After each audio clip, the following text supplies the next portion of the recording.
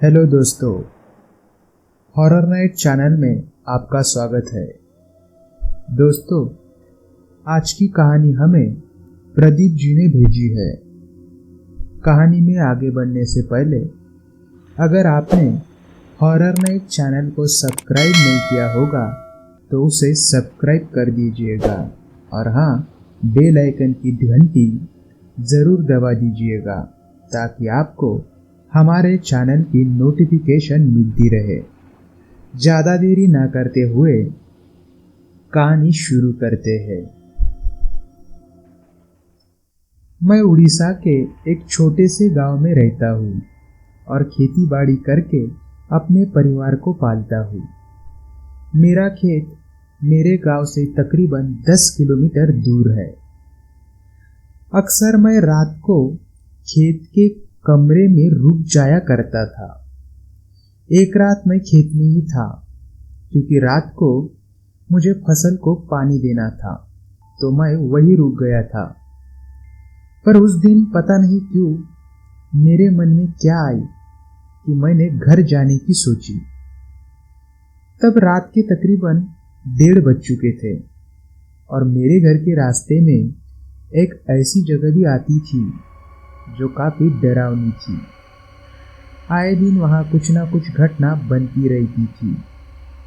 लोग कहते हैं कि वहां एक सरकटी औरत की आत्मा है और वह भटकती रहती है, जो देर रात को आने जाने वालों को कभी दिखती है, नहीं तो परेशान करती है।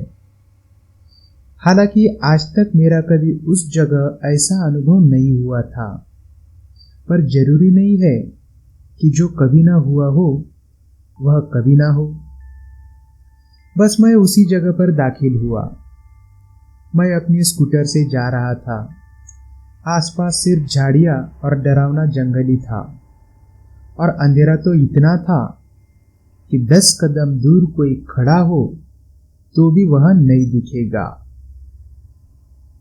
इस घनघोर अंधेरे में मैं मेरी स्कूटर से जा रहा था। मैं थोड़ा आगे जाते ही मेरी स्कूटर काफी भारी सी हो गई, जैसे पता नहीं कोई मेरी स्कूटर पर बैठ गया हो। कहते हैं ऐसे वक्त पीछे मुड़कर नहीं देखते। मैंने यह बात ध्यान में रखकर मुड़कर नहीं देखा, पर अब जैसे कोई पीछे से मेरी स्कूटर को खींच खींच कर रोक रहा हो, ऐसे झटके मार रहा था। मैं डर के मारे कांप रहा था। मैं समझ चुका था कि यह कोई और नहीं है, यह उसी औरत की आत्मा है। पर पीछे मुड़कर देखने की तो मुझ में हिम्मत ही नहीं थी। पता नहीं कौन सा रूप होगा उसका, इसलिए मैं अपनी स्कूटर से उतर गया था और चलते हुए स्कूटर को आगे लेकर बढ़ रहा था। पर अब स्कूटर फिर से भारी हो गई, मानो वह फिर स्कूटर की पिछली सीट पर बैठ गई हो। अब मैंने स्कूटर को छोड़ देना ही मुनासिब समझा और मैं स्कूटर वही पटक कर तेज भागने लगा। थोड़ी जल्दी ही मेरी स्कूटर जैसे किसी ने बड़ी ताकत से उठाकर फेंकी हो, ऐसे मेरे आगे जाकर पड़ी और धीरे धीरे हंसने की आवाज आने लगी और एकदम से हंसना बंद करके अपनी भारी आवाज में वो मुझे बोली, अपनी स्कूटर तो लेता जा बबन। अपना नाम सुनकर मैं डर के साथ अचंभे में पड़ गया और इतना सुनते ही मैं अपना पूरा जोर लगाकर दौड़ने लगा।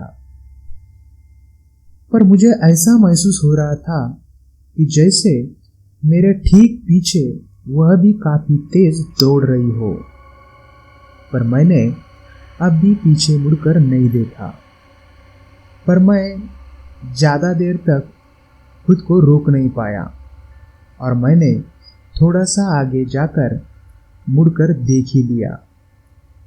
अंधेरे की वजह से मैं उसे ठीक से तो नहीं देख पाया, पर अच्छे खासे नाखून वाली और बिखरे हुए बालों वाली फटी फटाई साड़ी थी उसकी, और एकदम डरावनी चुड़ैल जैसी वो दिख रही थी। उसकी आंखों की लाली दूर से ही दिख रही थी। अब वह धीरे धीरे मेरी तरफ बढ़ रही थी। उसकी चाल बहुत डरावनी थी। इतना देखते ही मैं फिर से जोर लगा के दौड़ने लगा और मेरे घर आ गया था। मैंने बिना दरवाजा खटखटाए ही मेरी वॉल कंपाउंड की दीवार के ऊपर से कूदकर मैं मेरे घर में घुस गया। जैसे ही मैं घर के अंदर पहुंचा तो बाहर से उसकी वही डरावनी आवाज आई, आज तो बच गया, पर दोबारा अगर मेरे घर के आसपास दिखा तो जान से हाथ धो बैठेगा। मैं तेजी से मेरे कमरे में जाकर कंबल में घुस गया। उस रात मुझे तेज बुखार आ गया था और मेरा पूरा शरीर डर से कांप रहा था। मैं पूरी रात सो नहीं पाया। दूसरे दिन मैंने ये बात मेरी पत्नी को भी बताई। फिर 5-6 दिन बाद मैं थोड़ा स्वस्थ होकर गांव के कुछ लोगों से मिला, तो उन लोगों ने मुझे एक बात बताई कि जहां मेरे साथ ये घटना हुई वह काफी सालों पहले 2 घर हुआ करते थे। एक घर में एक औरत अपने 2 बच्चों के साथ रहती थी। उसका पति नहीं था और पड़ोस में एक पूरा परिवार रहता था। दोनों घरों में बहुत झगड़े होते थे। वह यह चाहते थे कि वह औरत उनको अपना घर बेच दे, इसलिए उस औरत को वो बार बार परेशान करते थे। वह काफी झगड़ालू लोग थे, इसलिए लोग भी उस औरत की मदद करने से डरते थे। वह औरत काफी गरीब थी। एक दिन उस औरत की और उसके बच्चों की किसी ने सर काटकर हत्या कर दी। कोई सबूत न मिलने की वजह से किसी का नाम भी सामने नहीं आया, पर सबको मालूम था कि हत्या उस झगड़ालू घर के ही किसी सदस्य ने की है जो उस औरत को परेशान करते थे। तब से उस औरत की आत्मा वहां भटक रही है। पड़ोस वाले भी कुछ दिनों में घर छोड़कर शहर में चले गए। फिर गांव वालों ने दोनों घर तुड़वा दिए। गांव वालों ने यह सोचकर वो घर तुड़वा लिए कि उस औरत की आत्मा चली जाएगी, पर ऐसा कुछ नहीं हुआ। कई सालों बाद आज भी रात को वह वहां भटकती रहती है और आज भी उस जगह को अपना घर मानती है। और अगर कोई रात को वहां से जाए तो जो तुम्हारे साथ हुआ ऐसा ही कुछ दूसरों को भी साथ होता है। तुम किस्मत वाले थे जो उस दिन बच गए। शायद भगवान ने ही तुम्हें बचाया।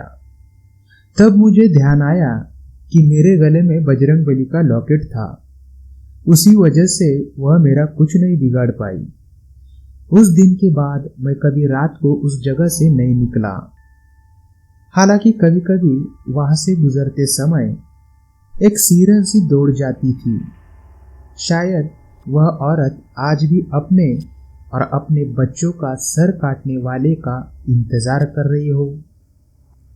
तो दोस्तों, आज के लिए बस इतना ही।